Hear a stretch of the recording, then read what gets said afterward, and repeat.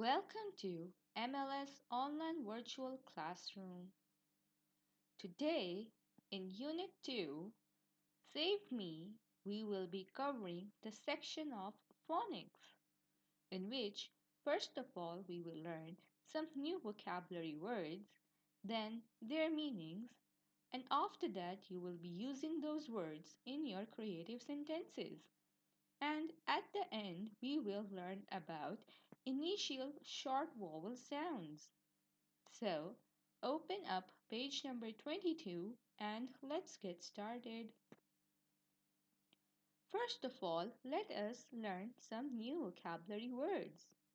Repeat these words after me. The first word is trip. T-R-I-P. Trip. The next word is lake. L-A-K-E. Lake.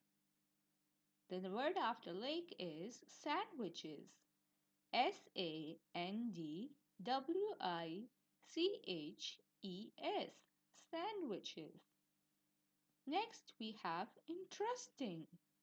I-N-T-E-R-E-S-T-I-N-G. Interesting.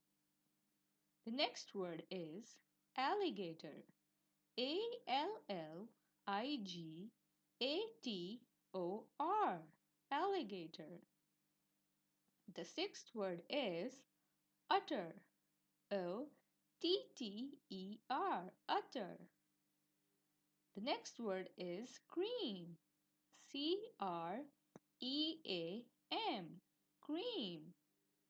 The next word is insect. I-N-S-E-C-T. Insect. The second last word is bite. B-I-T-E. Bite. And the last word is kite. K-I-T-E. Kite. Very good. Now that you know the new words, let's learn their meanings. The first word was trip, which means outing. Lake is a large area of water surrounded by land.